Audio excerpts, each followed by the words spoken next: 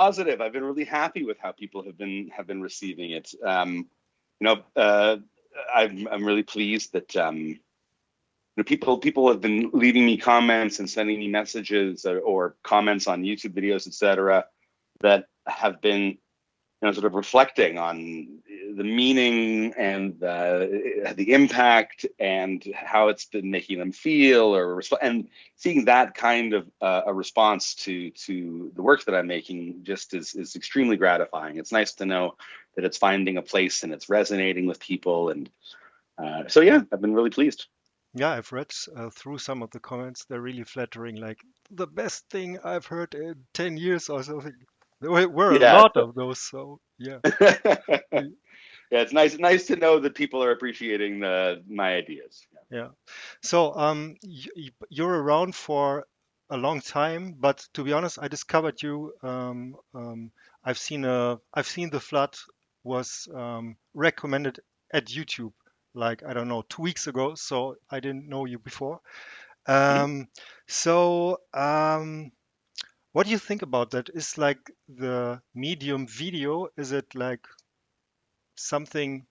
I mean, obviously you did a couple of videos. Is it very important for you to get your music known these days? Absolutely. I think that you know, as an artist, I can be a little bit stubborn. Like the reason that I got into playing music was to play music. I didn't want to be art directing music videos or trying to become a social media star. When I began my career, that was so much less of what it meant to have a career in music. And I've been a little bit resistant to onboarding all of that. Um, and then I think that there was just like making a music video. I don't think is any different than playing a concert or making an album. It sort of like takes some practice, unless you find yourself, in that magic situation of being in the hands of a producer who can find the kernel in your own artistic thing and then draw it out and artfully. It's difficult to find those people, especially when the budgets are small and you're beginning, and you don't know how to do the thing that you want to achieve. So I feel like I've learned a lot about making videos over time, and I've learned about what resonates with people. I'm still resistant to frequently being on social media, but creating engaging social, creating engaging visual um, art to go along with the music seems to be more and more important if you want people to hear the music. And so it's something that has begun to take up more of my attention, and it seems like it's been a good investment. I've been really lucky to have had the fortune to work with some really good directors on this album cycle, and I'm really happy with how things have been developing. Yeah. But you don't think about how the video could be while writing the songs, right? That is probably the next step. Yeah, exactly. It's I think of a song as a song. I'm not thinking about it as a piece of content or a commercial entity. It's like each thing that I write, I'm trying to honor the thing that is the thing. And for me, the thing that is the thing is the song. Yeah.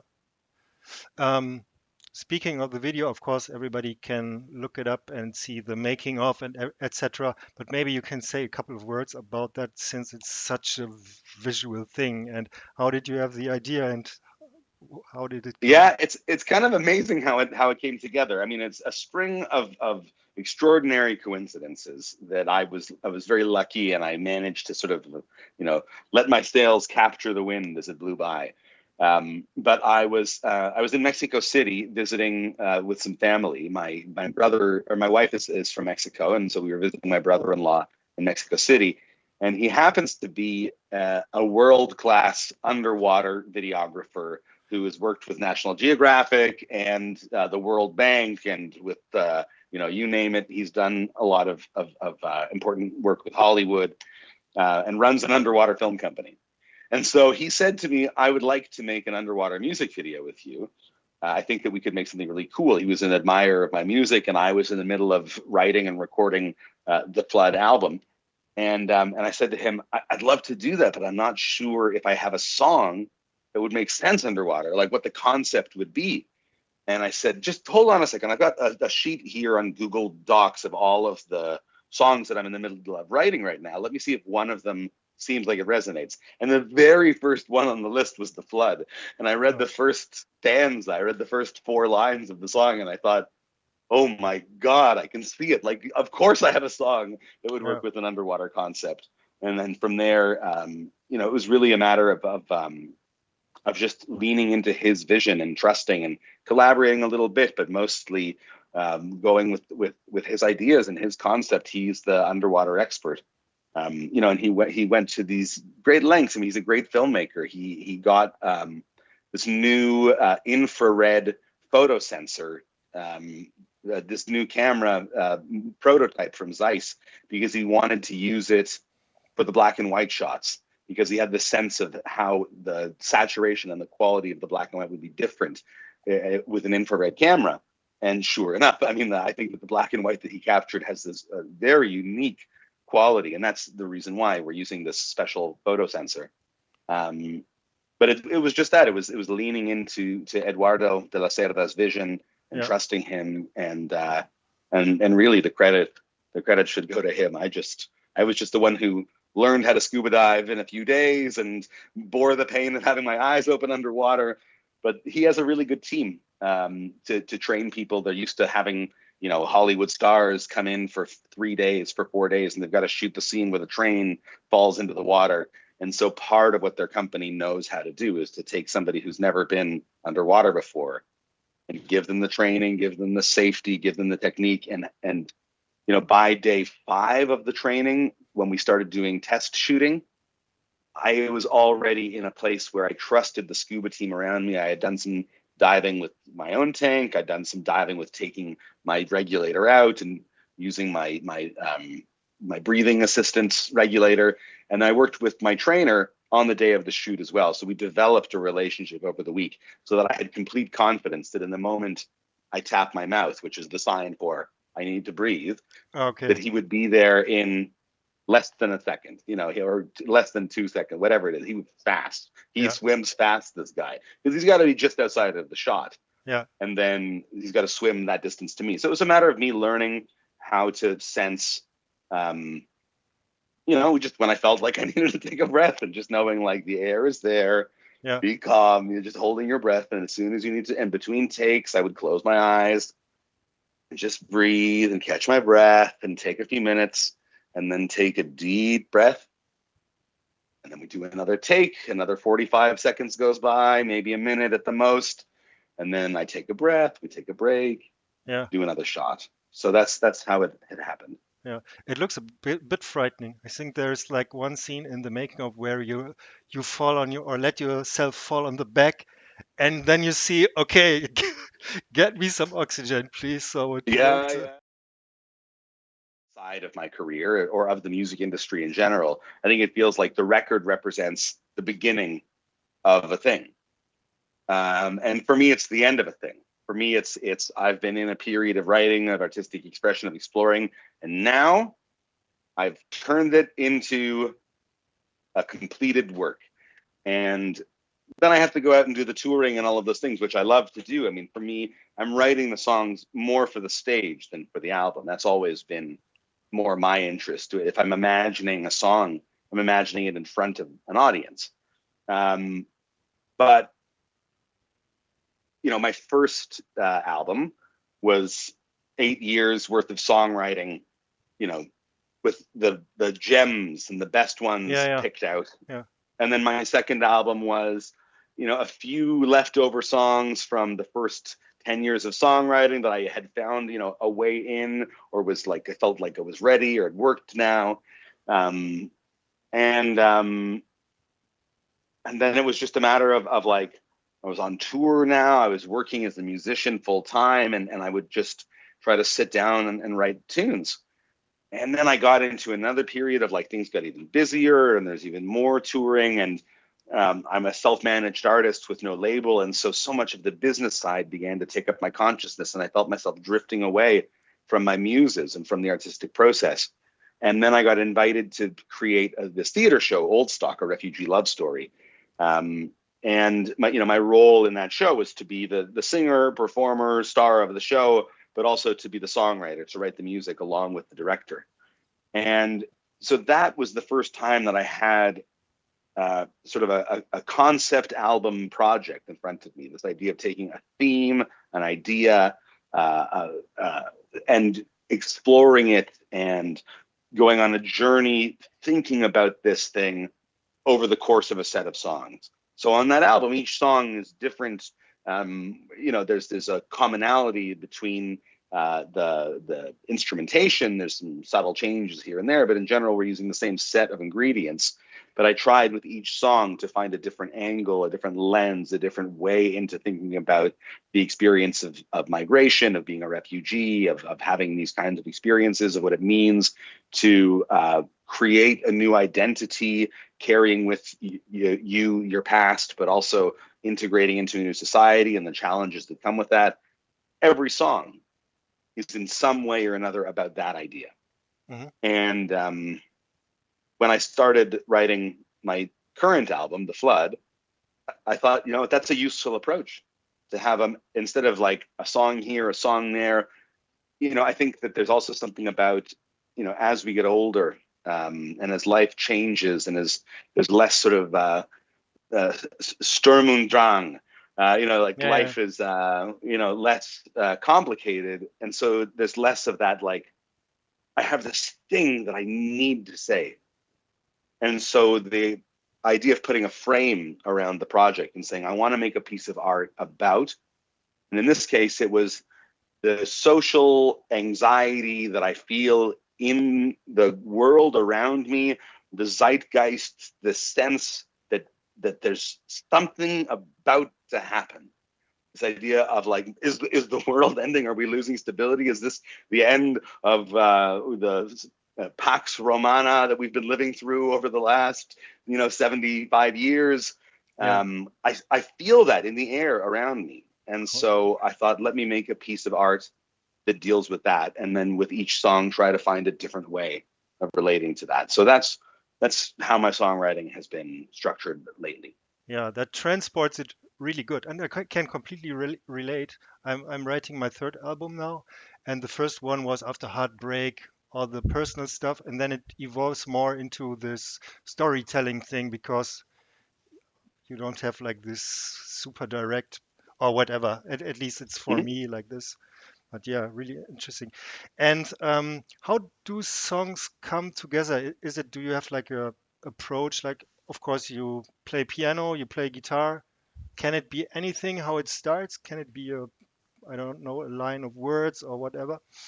Yeah, I mean, it can start in different ways. It'll be me improvising at the piano, just playing for fun, just letting things flow. And then when I hit something that feels a little bit interesting to me, something that I want to repeat, something that I feel drawn to, I'll turn on the voice memo recorder on my phone and Yeah. just explore an idea, develop it, and then not be. What happens when I put the voice recorder on is that I'm allowed to forget an idea, which means that I can chase a new idea. And it's like, okay, that idea is done. Like if I feel like if I move on, I'm not going to remember the interesting thing that I was doing, but I've got the voice memo now, so I can capture that, and now I can think about what a bridge could sound like, or what a chorus could sound like, or maybe there's a more interesting way into the melody, or maybe there's a better way of structuring the verse. And sometimes it begins with a phrase. I have an idea.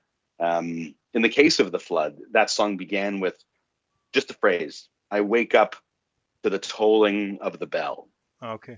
And I just had this like, I was thinking about like, I woke up one morning and I just had this like feeling of anxiety. I don't know if it was the fact that Canada was on fire, or that California was on fire, or that an earthquake in Turkey, or whatever it was. I just had this feeling of gloom, and this line sat in my head. And on the piano, I'd been doing some exercises exploring the ideas of this jazz guy. Oh, I wish I had his name available to me right now, but it's not in my head.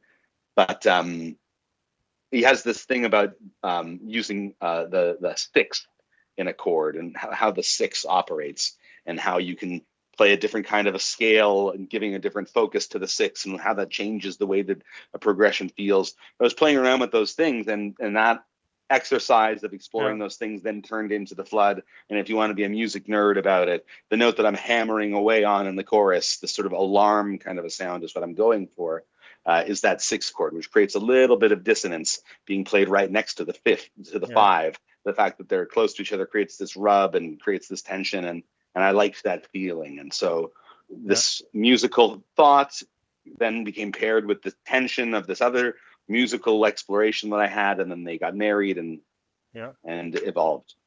With other songs, I worked with a co-writer on this project. I worked with a guy named Graham Scott. So he and I would sit down and we would start very often with a melody or a chord progression or an idea, and then we would ideate around what do we want to say, and then we would get it wrong. We'd write three verses and realize, no, this is bullshit. Yeah. Yeah. Yeah. One of the songs on the record, I started writing it in French, and we had a finished draft of a French song, and then Yeah. I thought, this is bullshit. And like my French as a second language is like not bad, but I don't have great French. And so what am I going to record my shitty accent in French? Like maybe there's a better way in, something that's going to be more meaningful, something that will connect better. And so we threw it away and started from scratch. And so there was a lot of that kind of work in making this cycle of songs, which is not complete. The Flood is part one of a two-part. Ah, okay, good Um, to know. Yeah. yeah, so there's another set of 8 songs coming that I'm in the process of recording now. I just had a session in Hamburg, actually. Ah, There's a okay. great studio in the Altona neighborhood. It's called Oh, yeah. Shaltona Studio. And so I just spent a week there working with my current collaborator is a guy named Andrew Wiseman, who's based in Copenhagen. Yeah. And so we met up sort of halfway Yeah. with my friend Hannes and his studio in Hamburg. Yeah. I really love the instrumental part of the flood. There's like, I don't know if I don't have much knowledge of music theory, but there's this resolution arch. Na, na, na. That's like, oh, that's so Oh, fulfilling. That's really, really thank you. nice. Um, yes. Uh, what I found interesting as well is I don't know if you could say that you have a low voice. At least you had to have a lot of low end in your voice, right? I would say, but Yeah. the piano parts are sometimes very low as well, and found this interesting. Do you think about this if it gets in the way, like from I've my never. I mean, I don't think too much about it. I think that yeah, I just listen to my ear, and I don't hear a conflict. I don't hear a thing getting in the way. I'm just using my voice as an instrument in the way that I think is most interesting, okay, in a given song. Um, but I've never worried too much about like, oh, I've got to create all a right, space yeah, in the yeah, low register around my voice. Yeah. I mean, yeah. okay. Um, obviously, there are a lot of instruments on your albums. Are there any? Is there any instruments that got you excited lately that you want to explore more, or is it? You know what? For a few years now, I've been really wanting to work with a qanun player. Qanun is it's if you can imagine like an auto harp, but without any buttons. It's just strings, and it's a microtonal instrument. It's usually played in Turkish music and makam. Ah, okay. Um, and I really love Turkish music. I love makam. I love Arabic music, and I love those microtonal scales. And so I've wanted to collaborate with a qanun player and try to make some music that is a bit more microtonal in its explorations. But I think that there's still a bit of a distance between my own depth of ability to express myself in those musical uh, worlds. And also, I don't know a shit hot qanun player that I have a personal relationship with that I can call up. But anyways, that's something that's been on my mind. It's not something that I'm going to get to anytime soon, I don't think. I've been enjoying playing with experimental woodwinds.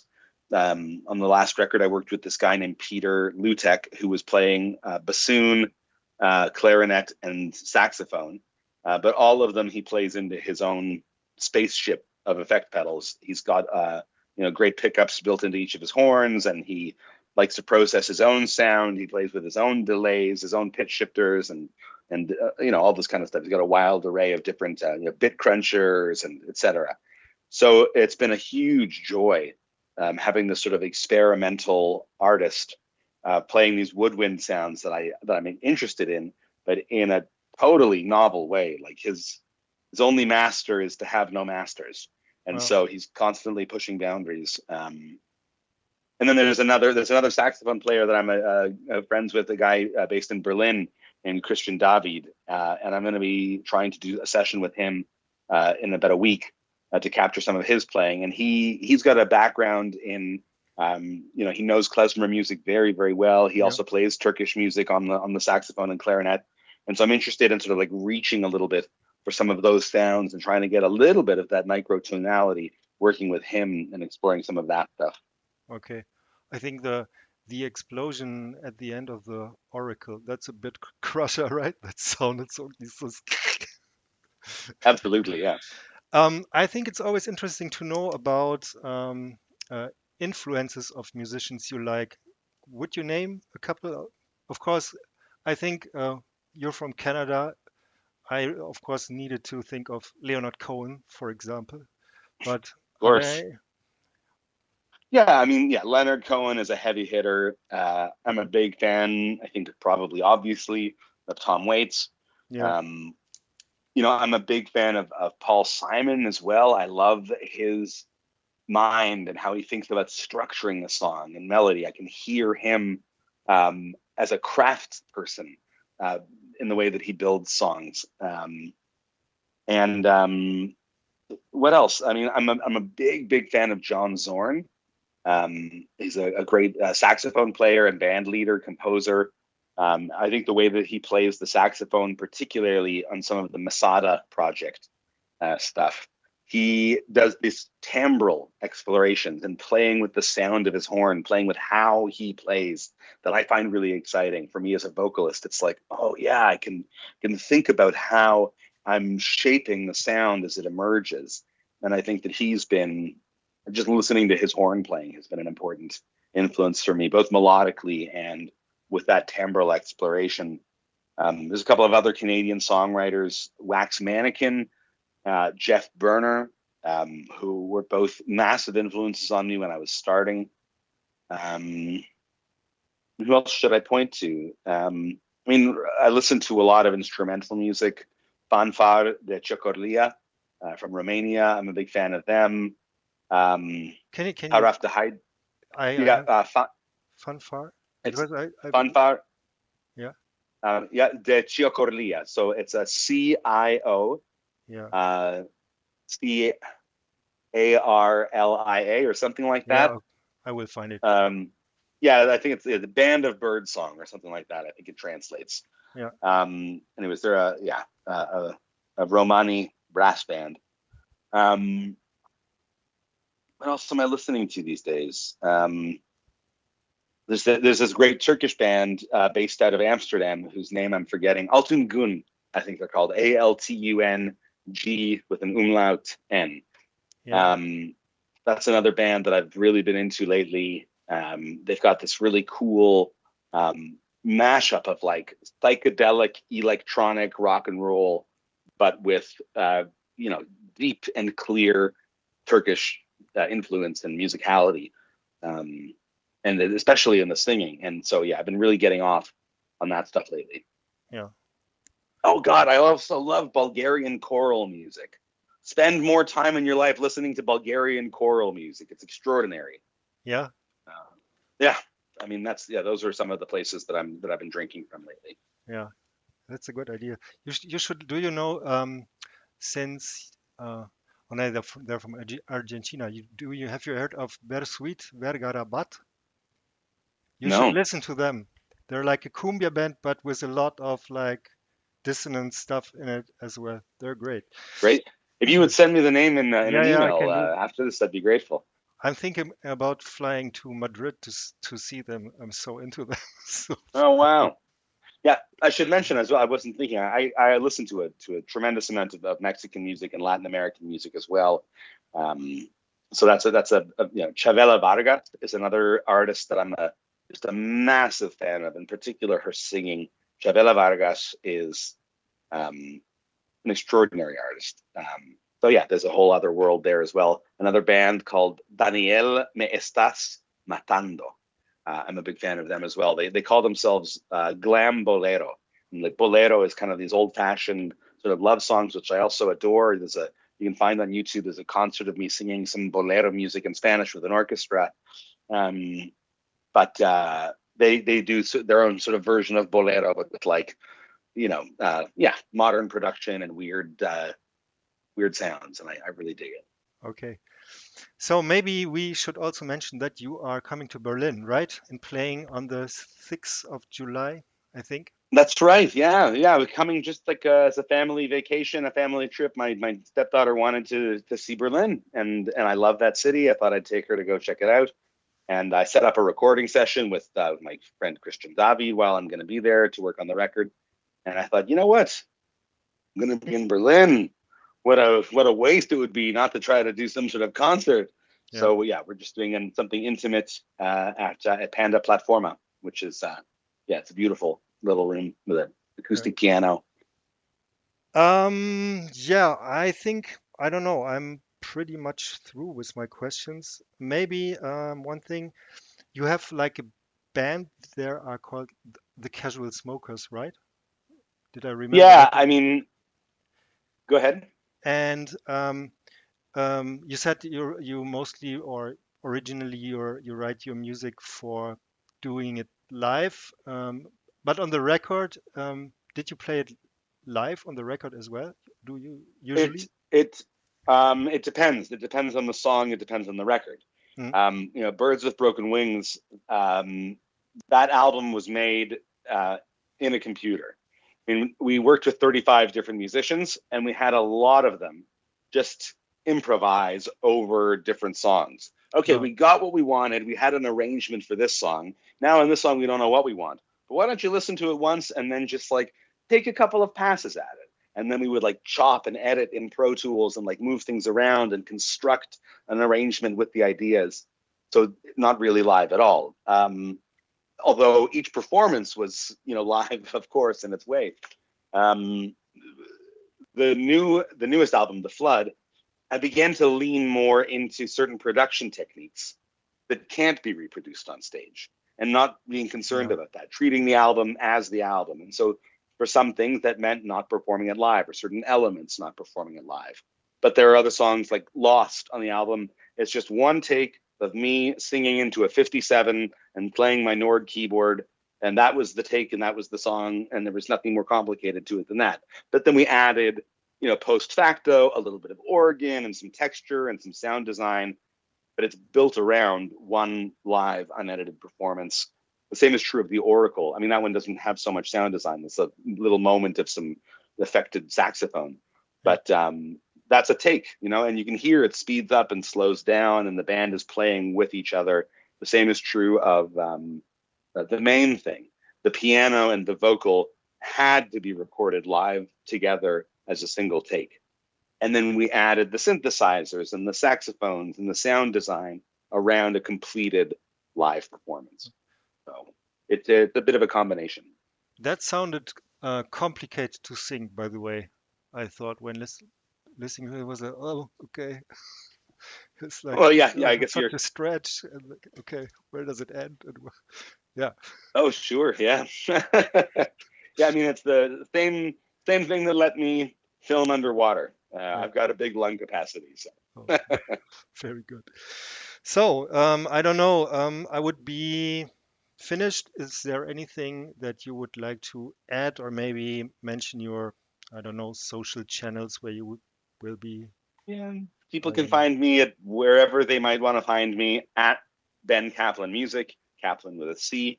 Yeah. Um, and what else should I say? Yeah, the new record is out. People can go to my website to buy it, bencaplan.ca, or they can stream it wherever they stream music.